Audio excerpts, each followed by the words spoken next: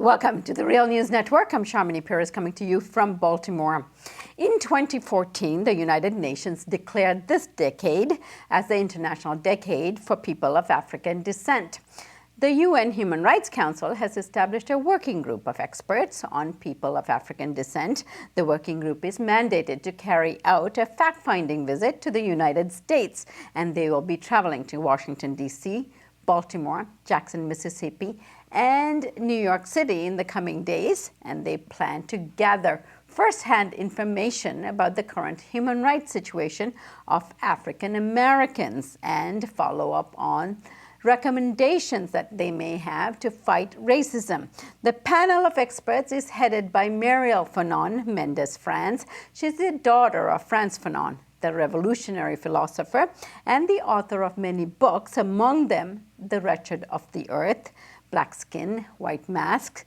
So to discuss the work of this working group headed to the United States, I'm joined by Kali Akuno, and he's the co-director of Cooperation Jackson and one of the authors of the Jackson Plan. Kali, so good to have you with us again. Pleasure to be here. Kali, so the United Nations Working Group of Experts on their way to the U.S. and to your city this evening is going to examine the racism and the situation of African Americans in this country, but in Jackson in particular. Give us a sense of what they're going to find in Jackson. Well, they're going to find a city which is deeply impoverished, systemically neglected, and really in a deep sense of conflict and turmoil. Jackson is currently under some considerable threat by the largely white state congressional power structure in the state, which is, as we speak, trying to strip Jackson of control over its airport, which is something that just got initiated the last several days, and also to remove our control over our water situation. They're going to find a city which the average income is well under family income of four is well under $35,000. Unemployment for black folks is well in the range of 30, 40, maybe even 50% in real time and in real terms and conditions.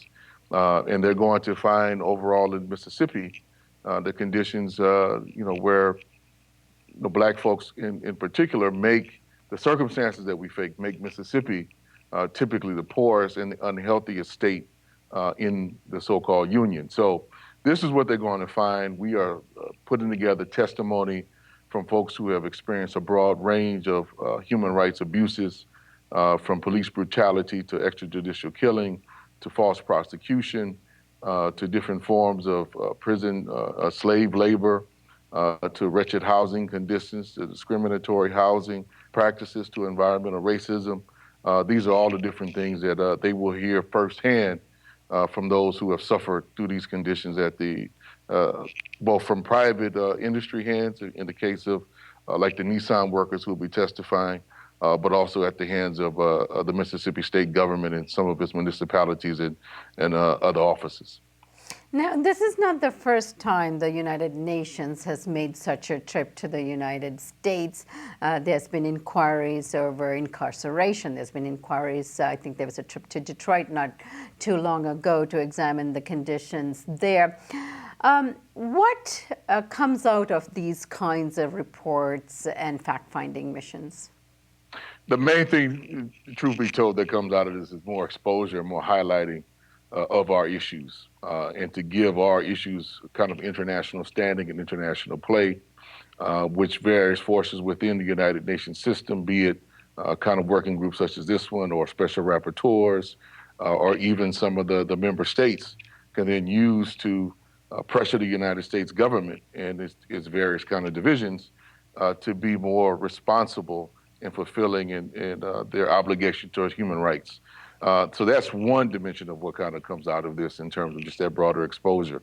What I always like to focus on is what grassroots forces on the ground can do with these visits, and that is to really interject and to give audience to our concerns and our issues to put the United States government on notice, because we're often at so much of a disadvantage and an unequal relationship of power, that us speaking our voice and trying to gain an audience with the very state that's oppressing us is often very limited or mute or suppressed.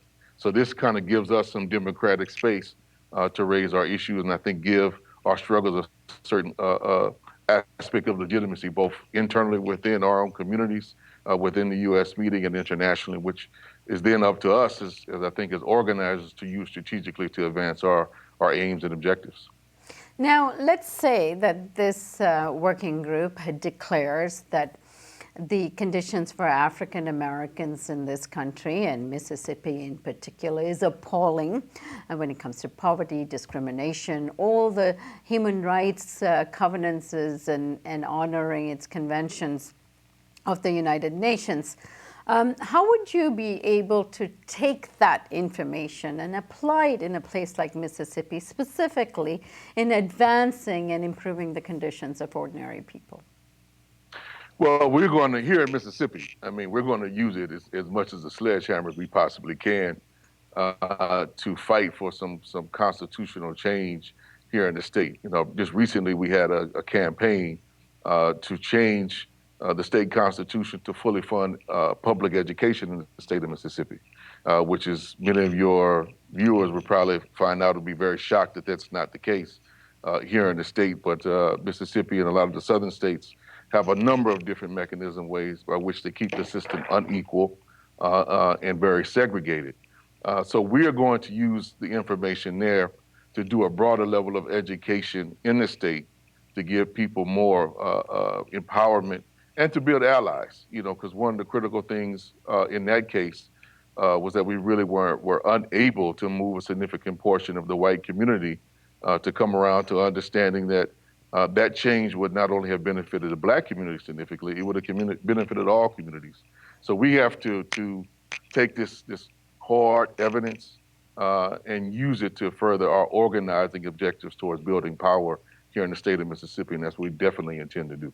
Kali, how does a report like this, assuming that it's going to say all the things we want it to say in terms of the inequality of African Americans, racial discrimination, racism, and systemic racism, how will a report like this be used at the United Nations in order for the UN to be able to flex its muscles in terms of getting the U.S. government to comply with its recommendations? Well, here's one way that we hope that it will be utilized, and that we're going to push to be utilized in this manner. We are really trying to make, on an international level, as well as a local and a national level, a strong press and case for reparations.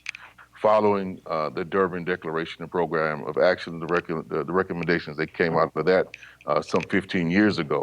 And what we're hoping is that the CARICOM nations, which have been demanding reparations and been waging that fight in the international community and through the United Nations, that they will pick up this charge and pick up this report and this evidence to further press their case and to build solid allies with the African group and ultimately with the group of G77 or the Non-Aligned Movement to then press the United States and ultimately the European Union along with it to make some recommendations towards promoting and implementing a program of reparations on an international scale. And we would definitely be demanding that as kind of a major Marshall-like plan of rebuilding our communities, particularly here in the South and Black urban communities throughout the country. So there are some very strategic ways in which we can and we are going to advocate this report be used.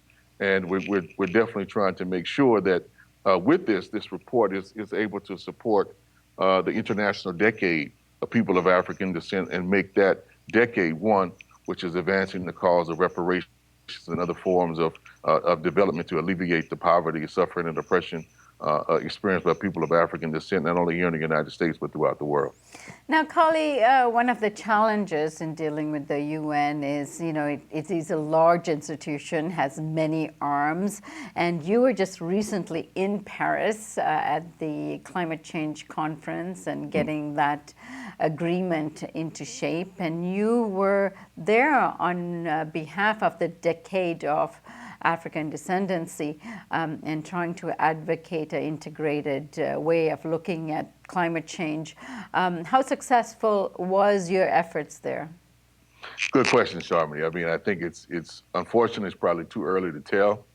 One of the things that came out of, I think, of not just our efforts, but a broad international coordinated campaign that was demanding the 1.5 degree global warming limit, that we limit the change that is coming because it's already in motion, that we take the necessary steps on a global scale to only heat up the world, or only allow the world to be heating up to 1.5 degrees per a pre-industrial level. So, we were able, I think the social movement in combination with with the African group, with the small island nations of the Pacific and the Caribbean, we were able to kind of, I think, push that through. So it's now inserted in the text.